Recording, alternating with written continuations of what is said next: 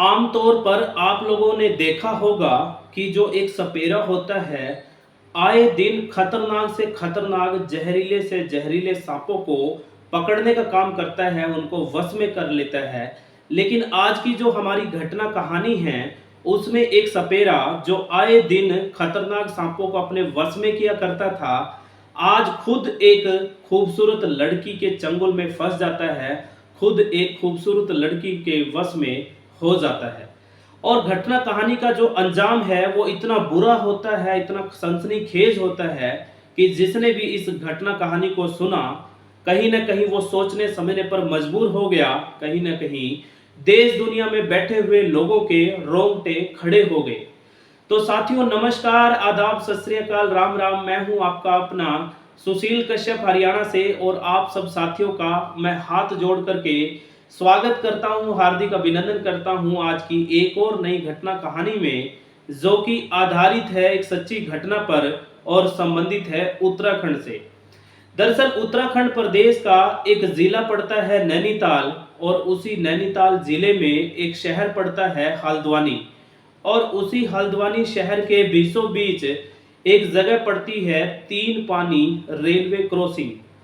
मैं बात कर रहा हूं 15 जुलाई 2023 की।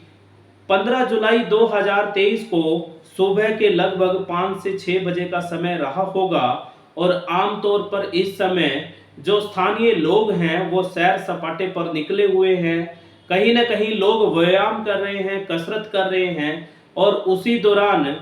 एक सुनसान जगह पर खड़ी हुई गाड़ी को लोग देखने लगते हैं, निहारने लगते हैं। कहीं न कहीं लोग शक की नज़र से उस गाड़ी को देख रहे थे, चूँकि वो कई घंटों से बिना किसी हरकत के वहाँ पे खड़ी हुई थी। और एक व्यक्ति जब उस गाड़ी के नज़दीक जाकर के देखता है, तो पाता है कि अंदर एक व्यक्ति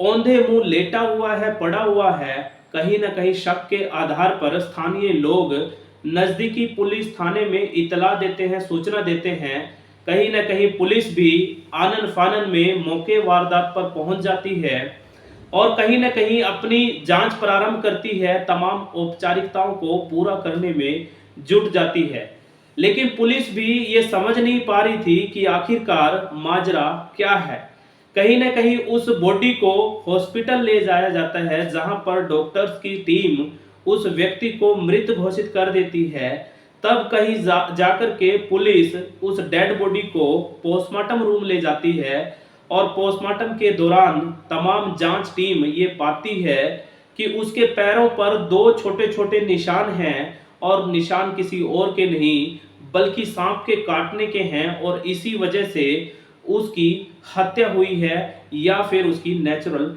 डेथ हुई है। कहीं न कहीं पुलिस जो है ये समझ नहीं पा रही थी कि आखिरकार इस घटना कहानी को जो अंजाम दिया गया है, उस तक कैसे पहुंचा जाए, मुजरिम तक, क्रिमिनल तक कैसे पहुंचा जाए। कहीं न कहीं जो डॉक्टर्स की टीम है, वो तत्कालीन एसपी रहे पंकज भट्ट को तमाम ये पोस्टमार्टम की जो प्रक्रिया है उसके बारे में सूचना देती है कि साहब जी, हो ना हो इसकी हत्या की गई है, या फिर सांप के काटने से इसकी मौत हुई है। कहीं न कहीं जो एसपी साहब हैं पंकज भट्ट, वो एक टीम का गठन करते हैं, और तेज तर्रार अफसरों की टीम इस पूरे मामले को जांच करने लगती है, इसकी तह तक जाने का प्रयास प्रयत्न करने लगती है। और प्रारंभिक तौर पर जांच दल जो है उस गाड़ी को खंगालने लगता है, जिस गाड़ी में अंतिम समय ये डेड बॉडी मिली थी।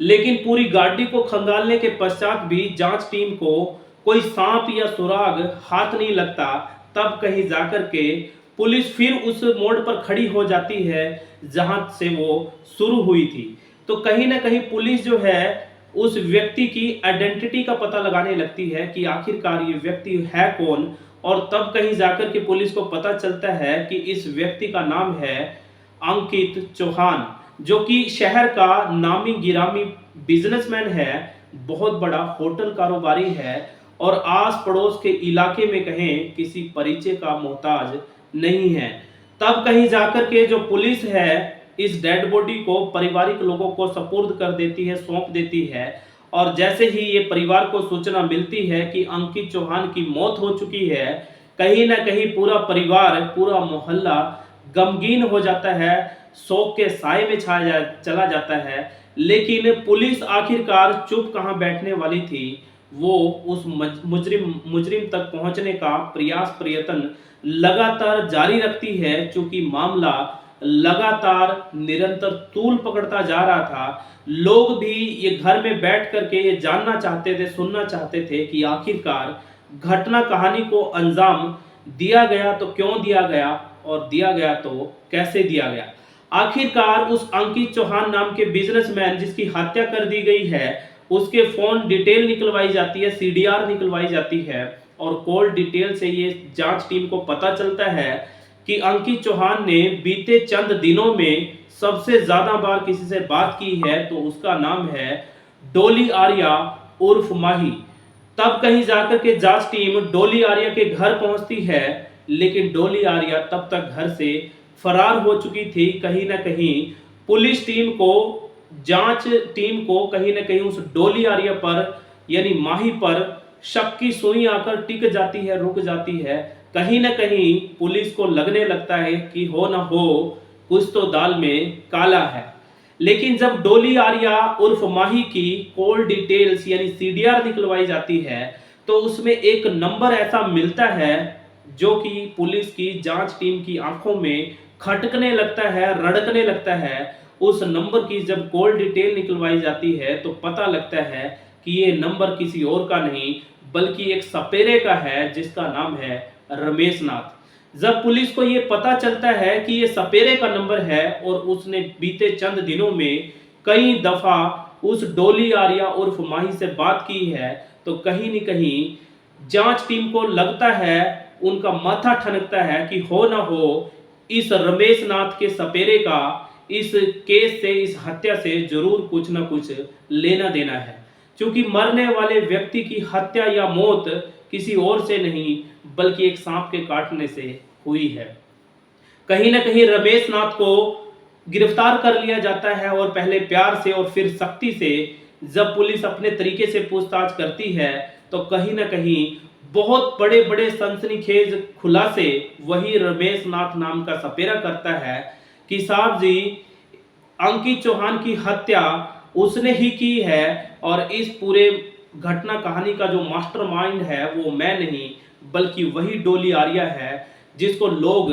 आस पड़ोस के इलाके में माही के नाम से भी जानते हैं। तो कहीं ना कहीं उसी रमेश नाथ के सहयोग सपोर्ट से उस माही उर्फ डोली आर्या को भी गिरफ्तार कर लिया जाता है। और जब दोनों को आमने सामने बिठा करके